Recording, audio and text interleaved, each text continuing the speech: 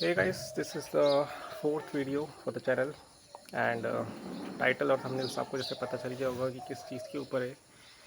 Right, बहुत से लोग मुझे लिंक्डइन में मैसेज कर रहे थे रिगार्डिंग प्रोग्राम के, कुछ क्वेश्चन उनके थे और सबको रिप्लाई मैं दे देता हूँ, बट मोस्टली क्वेश्चन सेम थे, तो मैंने सोचा इसमें एक वीडियो मैं बना दूँ जो उनके इम्पोर्टेंट क्वेश्चन हैं रिगार्डिंग क्या उनके लिए प्रोग्राम है या नहीं।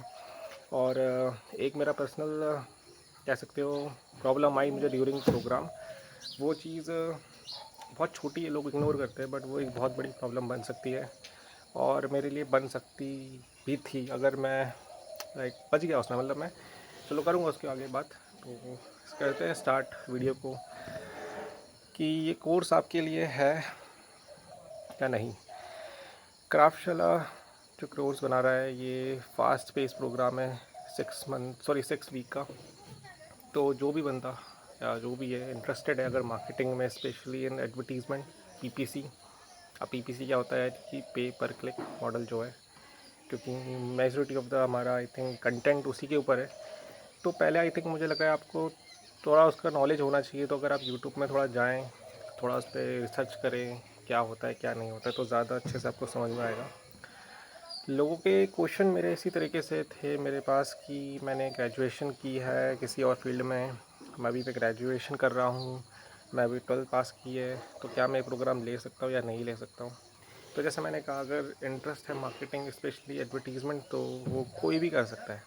अब बात आती है जो जिसने 12th करी है। देखो, जिसने 12th करी है उसको लर्निंग में तो कोई प्रॉब्लम नहीं, बिकॉज क्राफ्टशाला ले लेते हैं, but the thing is companies तो मेन है ना। अगर आप प्लेसमेंट के लिए जा रहे हैं, अगर वही आपको मना कर दे तो कंपनीज प्लेसमेंट के लिए आपको एक बार क्राफ्टशाला के काउंसलर से पूछना पड़ेगा कि उनको कितनी कंपनीज एक्सेप्ट करेंगी। क्योंकि मुझे जहाँ तक लगता है फ्रेश 12th पास वालों को एमएनसीज या अच्छी कंपनीज नहीं, उनका सीवी उनका उनको नहीं सिलेक्ट करती है।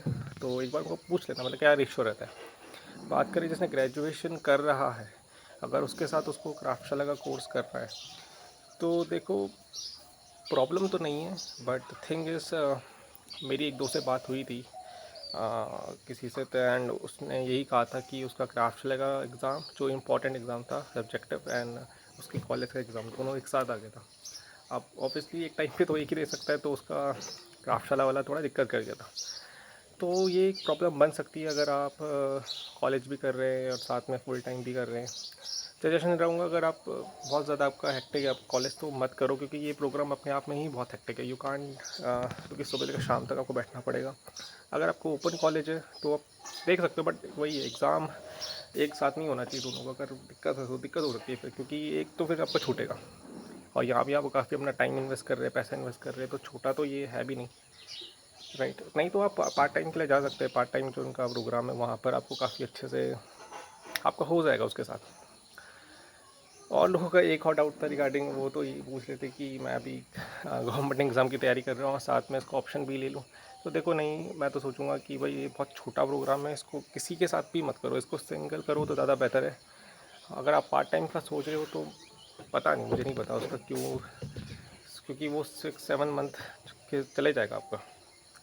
तो बाकी लोगों के डाउट थे बाकी। हाँ, इंग्लिश इंग्लिश कैसे है? तो इंग्लिश नॉर्मल है, अगर आप नॉर्मल समझ पा रहे हो, नॉर्मल इंग्लिश है।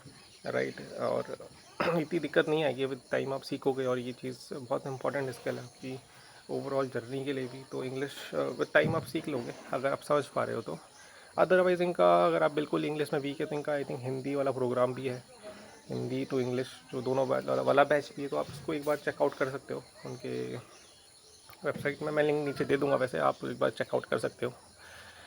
तो यही था रिगार्डिंग जो डाउट्स थे। एंड जो चीज़ मैं कहूँगा कि कौन लोग ये ज्वाइन करे, वो यही है कि भाई प्रोग्राम में थोड़ी सीरियसनेस हो और अटेंडेंस का थोड़ा आप ध्यान रखो। क्योंकि अगर आपकी कुछ क्लासेस मिस होती हैं, जो कि हो सकती हैं, बट कोशिश करो कि ना हो। जैसे कि क्योंकि फिर आपके बहुत सारे लेक्चर्स जो आने वाले होंगे वो छूटेंगे एंड उसके वजह से आपको प्रॉब्लम आ सकती है।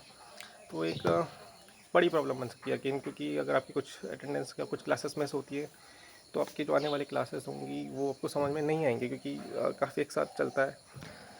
राइट, तो यही कुछ लोगों के कुछ सवाल थे, तो मैंने सोचा इस पर प्रॉपर वीडियो बना ही देता हूँ।